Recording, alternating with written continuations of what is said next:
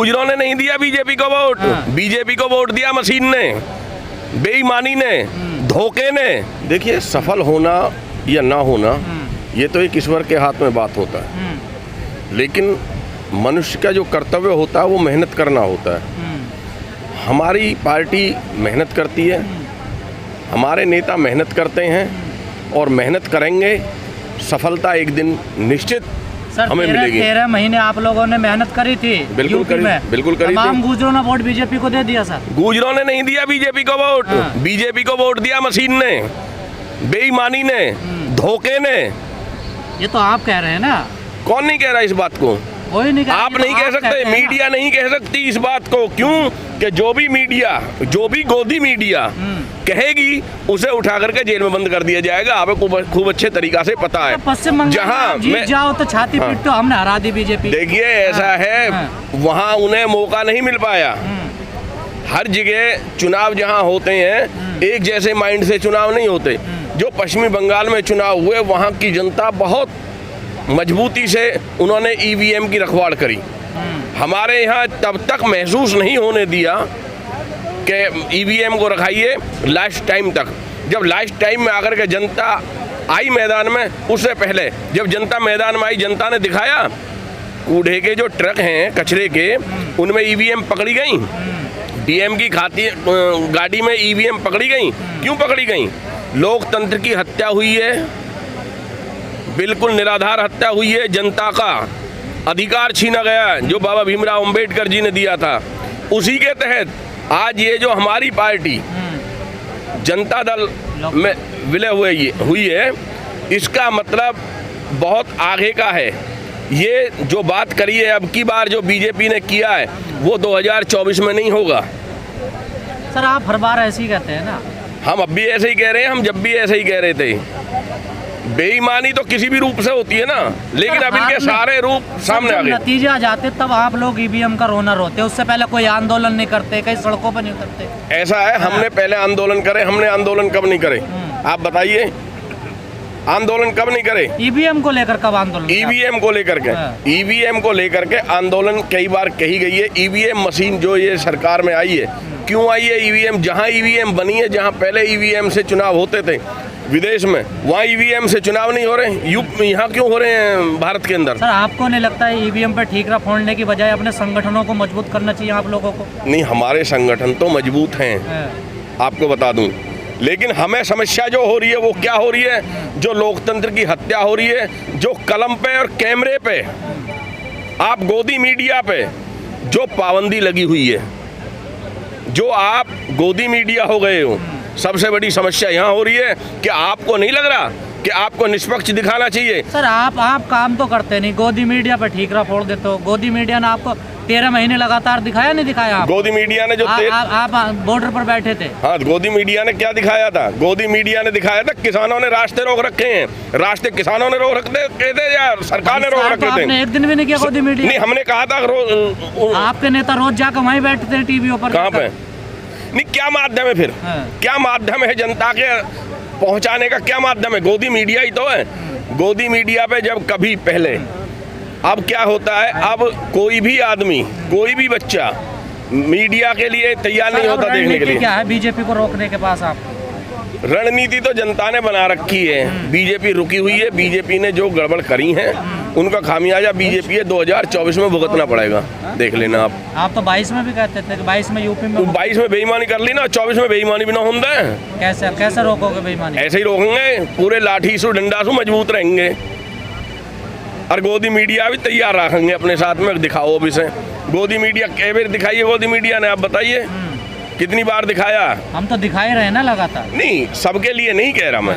आप एक दिखा रहे हैं, आप एक भी दिखा रहे हैं, घुमा फिरा के दिखा रहे हैं, उस बात भी हम समझ रहे हैं। आपका इतना भी बहुत बड़ा एहसान है हम पे, इस जनता पे। जो लोग मीडिया के घुमा फिरा के भी दिखा रहे हैं, जनता उनको भी समझ रही है हाँ ये अच्छा कर रहे हैं, वो अपने आपा भी बचा रहे हैं और जनता को भी बचा रहे हैं। हटाना जी, आंदोलन में कुछ बोलते हैं, मीडिया पर कुछ बोलते हैं, बाद में भी हिंदू आप ही बन जाते हैं। कौन बोलते हैं? अरे आप ही हिंदू नहीं, हम तो इंसान हैं, हम तो इंसान हैं। मुजफ्फरनगर में जो महापंचायत हुई थी उसमें भी अकबर हो अल्लाह और हर हर महादेव का नारा लगा था, लेकिन गोदी मीडिया ने गोदी मीडिया ने क्या दिखा? अकबर हो अल्लाह दिखाते हैं, हर हर महादेव नहीं दिखाते। दूसरी तरफ से क्या नारा आ रहा है? मुजफ्फरनगर विधानसभा भी हार गए तुम, बीजेपी जीत गई। देखिए वो तो बेईमानी हुई है, उसे बार बार क्यों दोहरा रहे हो आप? बेईमानी का कोई रूप है? घर भी नहीं बचा जो बेईमान है, बेईमान तो बेईमान है। आपके जिले को 3 सीट जीत गई। मैं कह रहा हूँ बेईमान तो बेईमान है, बेईमानी से अलग उसका कोई जवाब थोड़ी रह जाएगा।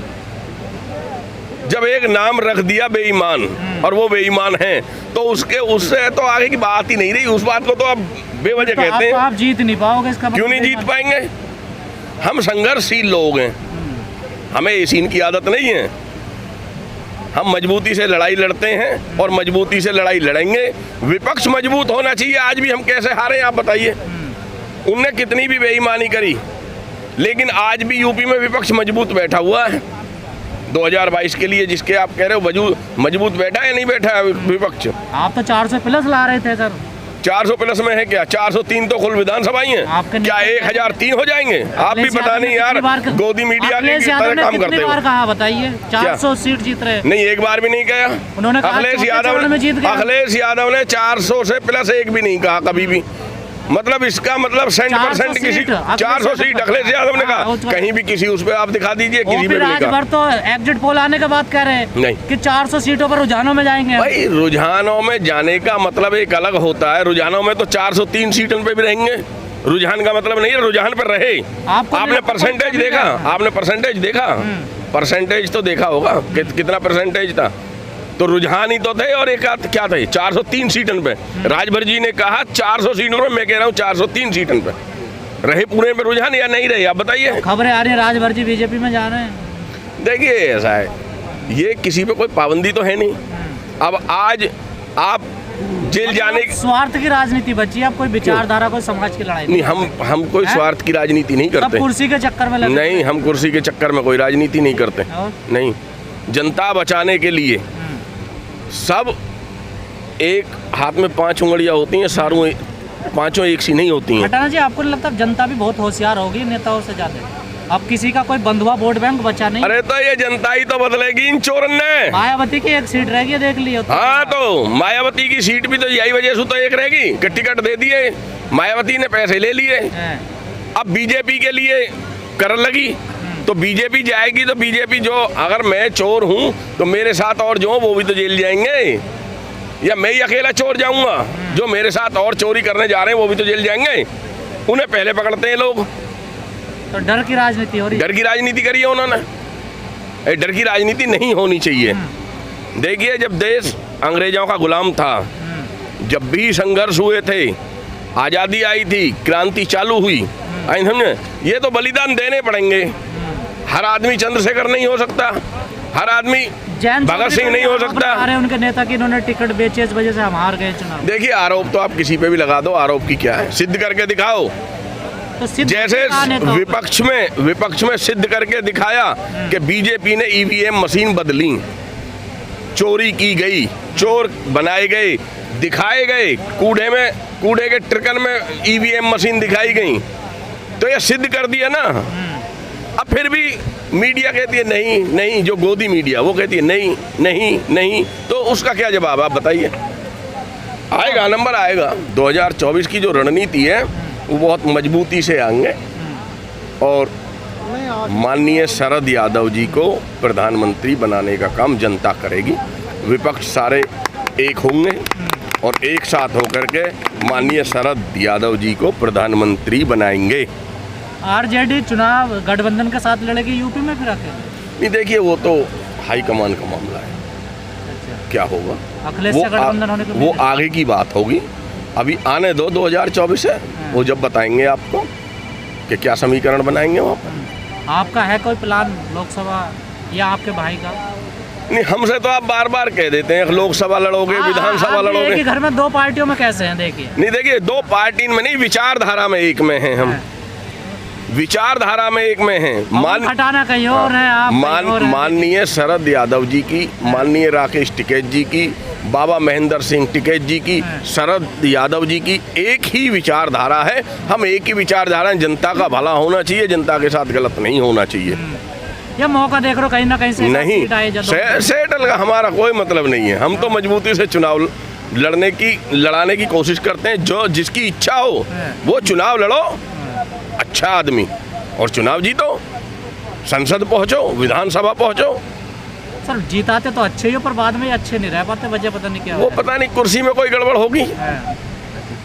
पहले सब अच्छे ही अब देखो, विश्वास तो हम करते हैं, अब आप भी हमसे बात कर रहे हैं, हम तो आप पे भी विश्वास करते हैं कि आप भाई गोदी मीडिया नहीं है, आप भी जनता की बात सुन रहे हैं। हम तो विश्वास तो सब पे करते हैं, किस पे विश्वास नहीं करते हम? भाई किसान जो है, ये जनता जो है, हमारे भारत की इतनी भोली भाली है कि हर आदमी पे विश्वास कर लेती है।